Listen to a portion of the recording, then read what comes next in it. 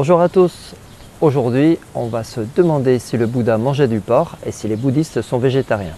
Dans le cheminement spirituel du Bouddha, il va y avoir deux repas qui vont être très importants. Celui qui va prendre juste avant son illumination, donc son éveil, et celui qui va prendre juste avant sa mort. Le Bouddha a connu une période de mortification corporelle pendant sa recherche de la vérité. C'est une période durant laquelle il va quasiment plus se nourrir. Et c'est pour ça que des fois on le représente sous forme décharnée squelettique. Donc c'est une représentation qu'on n'a pas beaucoup en Thaïlande, mais on peut parfois la voir dans certains temples. Et c'est grâce à l'intervention des dieux Indra et Brahma qui vont venir le voir sur terre, qui va comprendre qu'il fait mauvaise route, qu'il est sur le chemin des extrêmes et qu'il faut qu'il revienne sur ce que les bouddhistes appellent la voie du milieu. Et c'est à peu près au même moment que va arriver une femme qui s'appelle Sujata. Au moment où le Bouddha est en méditation sous un arbre, elle vient là pour offrir un plat de riz au lait à l'esprit de l'arbre. Elle prend le Bouddha pour une personnification de l'esprit, elle lui offre. Et donc le Bouddha accepte ce repas. Ce plat de riz au lait existe toujours en Inde, et notamment en Inde du Nord où il est appelé le kher. Donc c'est une déformation du sanskrit kshira qui veut dire le lait. Mais dans les langues du sud de l'Inde, on l'appelle plutôt payasam ou païsam. Il est servi en tant que prasad, donc comme offrande qu'on peut faire aux divinités hindoues dans les temples. Et c'est aussi lui qu'on retrouve lors de la cérémonie de la première nourriture qui est donnée aux enfants après leur sevrage. C'est une cérémonie qui se fait aussi souvent dans les temples. La tradition Theravada nous dit que tous les Bouddhas qui sont venus avant le Bouddha historique ont reçu ce plat juste avant leur illumination. Et c'est une scène qu'on voit aussi très souvent représentée dans les temples, cette prise du premier repas après ces 53 jours de jeûne du Bouddha. Le kheer et le païsam peuvent être à base de riz ou de vermicelle, mais en tout cas il est toujours cuit dans du lait parce que le lait est très important dans la cosmogonie hindoue. Par exemple sur le barattage de la mer de lait dans l'hindouisme, j'y reviendrai peut-être un jour. Le lait c'est quelque chose qui est important, qu'on va retrouver dans d'autres traditions. Par exemple les musulmans, au moment où ils rompent le jeûne du ramadan, le soir, traditionnellement, ils le cassent avec un verre de lait, souvent accompagné de dattes. Un jour, je ferai une vidéo sur la symbolique du lait, et notamment dans sa quasi-absence dans l'Asie du Sud-Est traditionnelle et son omniprésence dans les mondes indiens. L'illumination, l'éveil du Bouddha, va se faire le jour anniversaire de sa naissance, et c'est aussi le jour de son anniversaire qu'il va mourir. Et c'est ce qu'on célèbre en Thaïlande le jour de la fête de Vishakha-Bucha. Donc on célèbre ces trois événements, la naissance, l'éveil et la mort du Bouddha qui tombent le même jour. Ce jour-là, le Bouddha était en route pour une ville qui s'appelle Kushnagar et il va s'arrêter dans un petit village qui s'appelle Vada, dans une forêt de manguiers, où il va recevoir un repas d'une personne qui s'appelle Chunda. Et cette personne a préparé un repas spécial pour le Bouddha, mais aussi le Sangha, la communauté des moines qui l'accompagnent.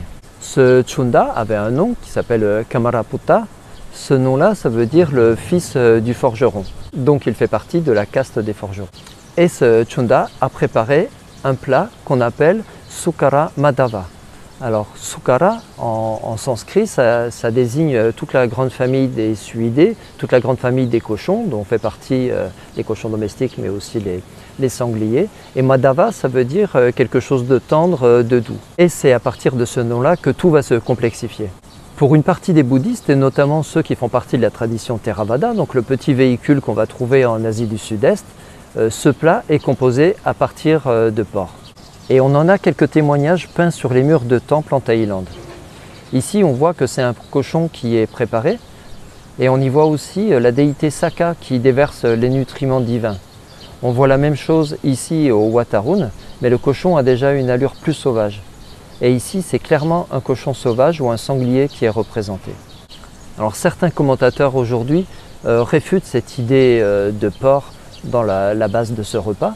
Et ils vont même jusqu'à faire un anachronisme en précisant que les hindous de cette partie de l'Inde, qui se situe aujourd'hui au Bihar, donc les hindous de cette partie de l'Inde, et y compris les gens de cette caste de forgerons, sont végétariens. C'est un anachronisme total puisque les textes des Védas, qui sont contemporains ou un peu antérieurs à la vie du Bouddha, nous disent que les brahmanes pouvaient manger de la viande, et on sait aussi par les textes que les rois pouvaient pratiquer un sacrifice de cheval qu'on appelle Ashvamedha. Par contre, la viande de porc, dans toute cette région qui est de tradition brahmanique, n'a jamais été consommée par les hindous. Elle a pu être consommée, elle l'est toujours par les populations aborigènes. Et aujourd'hui, on va aussi avoir une consommation de porc en Inde par des populations chrétiennes, comme moi j'ai pu le constater au Kerala. L'indianiste André Barrault nous dit que les Indiens imprégnés de culture brahmanique comme l'était le Bouddha et une grande partie de ses disciples éprouvent un profond, un insurmontable dégoût pour la viande de porc. Certains avancent même que cette idée a été forgée plus tard par les brahmanes pour discréditer la parole du Bouddha aux yeux des Indiens. Alors si ce n'est pas de porc, qu'est-ce qu'il y a dans ce Sukara Madhava? On a avancé l'idée que ça pouvait être le nom d'un champignon qui aime pousser là où piétinent les porcs, ou même un champignon qui est apprécié par les porcs. On a écarté l'idée de la truffe qui ne pousse pas dans cette région de l'Inde, mais aujourd'hui on a des champignons au Bihar qui portent ce nom-là. Alors c'est peut-être un nom qui est arrivé de façon postérieure à cette histoire. Mais le problème, c'est que les Indiens de tradition brahmanique, et notamment les hautes castes, ont aussi tendance à rejeter les champignons, comme c'est toujours le cas en Inde. On a une autre hypothèse qui nous parle de pousses de bambou, que ça aurait pu être un plat à base de pousses de bambou, mais on est toujours dans l'expectative. Les fidèles bouddhistes et les chercheurs continuent de se demander quelle peut être la teneur exacte de ce plat. Toujours est-il que chez les Thaïs, l'idée de la viande de porc reste très vivante. Si vous demandez aux gens, c'est souvent ce qu'on va vous répondre. C'est ce qu'on a dans les peintures, dans les temples en Thaïlande, mais aussi au Cambodge. Ce qu'on sait par contre, c'est que le Bouddha savait que ce plat était empoisonné, puisque même avant d'en consommer, il va demander à Chunda de n'en servir qu'au Bouddha et pas au Sangha, et d'enterrer les restes. Ce qu'on sait aussi, c'est que le Bouddha, depuis plusieurs semaines, souffrait de troubles gastriques, peut-être de dysenterie ou d'ulcères, et que ça va le mener à une issue fatale. Alors qu'il reprenait la route pour Kushnagar, il va être pris de terribles maux de ventre et de vomissements de sang, comme on le voit dans les peintures, ici en Thaïlande et là au Cambodge. Donc on a toujours cette représentation du Bouddha qui vomit le sang et de Ananda qui vient recueillir ce vomi béni. Alors le thème du dernier repas du Bouddha va revenir très souvent dans l'iconographie, on va souvent le voir représenté dans les temples, mais les artistes contemporains se sont aussi servis de cette idée en s'inspirant de la peinture de la scène de Léonard de Vinci, comme c'est le cas ici chez l'artiste Modix, ou ici de façon un peu plus traditionnelle. Alors, toutes ces incertitudes autour de la nature réelle de ce plat montrent la gêne que les bouddhistes d'aujourd'hui peuvent avoir par rapport à l'idée d'imaginer le Bouddha manger de la viande et notamment du porc. Et l'idée que les bouddhistes soient végétariens est très répandue en Occident. Je viens d'entendre ce matin sur France Inter un petit reportage sur une nonne bouddhiste de Corée du Sud qui a ouvert un restaurant. Pas de menu extravagant, 12 plats dans son monastère, mais un art culinaire écologique poussé à sa perfection. Cuisine 100% végétalienne, conformément aux préceptes du bouddhisme, à base de choux, de champignons. Cette nonne fait partie de la branche zen du bouddhisme qu'on trouve en Corée, mais surtout au Japon où elle est née. Là, le journaliste aurait dû le préciser, puisque suivant les courants bouddhistes, les préceptes ne sont pas les mêmes. Elle nous dit que sa cuisine est végétalienne, donc végane, mais ici, un moine du Myanmar nous dit qu'il est favorable à l'alimentation végétarienne, mais qu'être vegan mènerait aux extrêmes en s'infligeant une torture, parce qu'au Myanmar, vous ne trouveriez pas de nourriture nécessaire pour rester en bonne santé. Dans une autre vidéo, un moine thaï nous montre le contenu de sa collecte auprès des fidèles, et on constate qu'il mange ce que les gens leur donnent.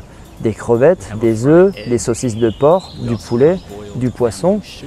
C'est une des conditions aussi de la mendicité des moines, c'est de ne pas sélectionner ceux qu'ils vont manger, mais d'accepter ce qu'on leur donne. Donc dans cette logique-là, il paraît sensé que les fidèles leur donnant de la viande, les moines soient obligés de la consommer.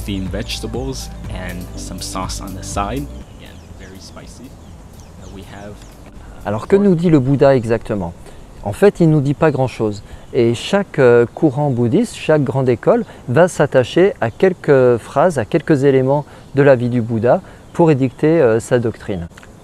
Dans le Vinaya, le Bouddha va lister une dizaine de viandes qui sont interdites à la consommation. La première va être la chair humaine, la deuxième va être la catégorie des animaux qui sont considérés comme nobles ou royaux. Dedans, on va trouver le tigre, le cheval, l'éléphant, le lion ou la panthère. Et ensuite, on a une autre catégorie d'animaux qui sont jugés comme impurs ou répugnants, dans lesquels on va trouver le chien, l'ours, le serpent ou la hyène.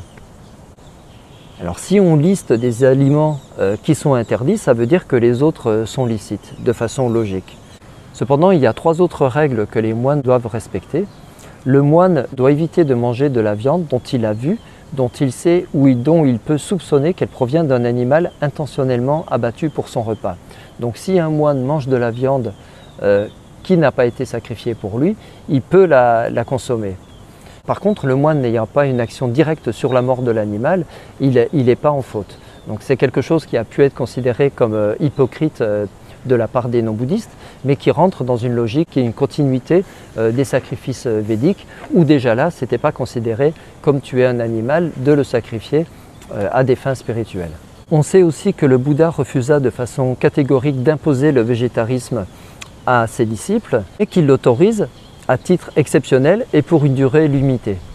Et pourtant, on va avoir de grands courants et de grandes écoles du bouddhisme actuel qui vont être totalement végétariennes. Dans le bouddhisme grand véhicule qu'on appelle le bouddhisme Mahayana, on va avoir un texte qui s'appelle le Mahaparinirvana Sutra et qui diffère largement des derniers écrits de la tradition petit véhicule, la tradition du Theravada qu'on trouve en Asie du Sud-Est. Dans ce sutra du Mahayana, le Bouddha va encourager ses fidèles à ne pas consommer de viande et va jusqu'à interdire de manger des aliments qui ont été en contact avec de la viande.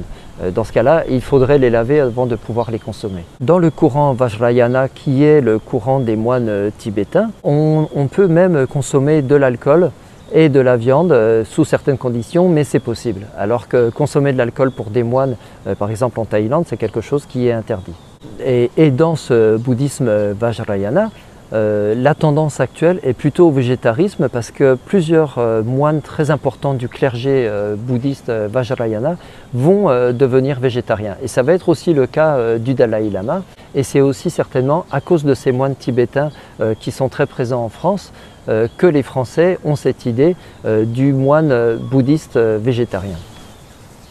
Mais le Dalai Lama a récemment annoncé qu'il revenait sur son régime végétarien en réintroduisant la viande sur les conseils de son médecin. Donc c'est toujours cette idée qu'il ne faut pas rester dans les extrêmes, mais qu'il faut toujours chercher cette voie du milieu qu'on a dans le bouddhisme. Donc devenir végétarien et le rester, quelles que soient les conditions, c'est quelque chose qui fait partie de l'extrême. Ce qu'on sait, c'est que le Bouddha a toujours appelé à la compassion vis-à-vis des êtres vivants, et notamment des animaux, qu'il a peut-être conseillé à ses fidèles de restreindre leur consommation de viande. Et toute cette ambiguïté, on va la retrouver dans les différents courants, dans les différentes écoles du bouddhisme, qui vont suivre des traditions culinaires différentes, mais on va aussi les retrouver dans des parcours individuels, où on va avoir des moines, y compris ici dans le Theravada d'Asie du Sud-Est, on va avoir des moines qui vont faire le choix d'un végétarisme strict et qui vont suivre sur des longues périodes. Alors tout ça, c'est encore en cours de discussion dans le Sangha, c'est en évolution. Le bouddhisme, comme toutes les autres religions, ne reste pas figé, elle est soumise à interprétation, donc elle va changer. On aura toujours des courants qui vont appliquer ce végétarisme de façon différente, mais on trouve beaucoup d'éléments sur Internet. Je vais vous mettre quelques articles de référence en description pour ceux que ça intéresse et qui veulent creuser. Tout ce rapport à l'alimentation, c'est quelque chose qui m'a beaucoup intéressé dans mes recherches en Inde. J'en parlerai dans une autre vidéo sur la consommation particulière de la viande que vont faire certaines castes et certaines religions telles que les Jains. Voilà, merci d'avoir suivi cette vidéo. Comme d'habitude, likez, partagez et on se retrouve très bientôt pour un autre sujet. Bye bye.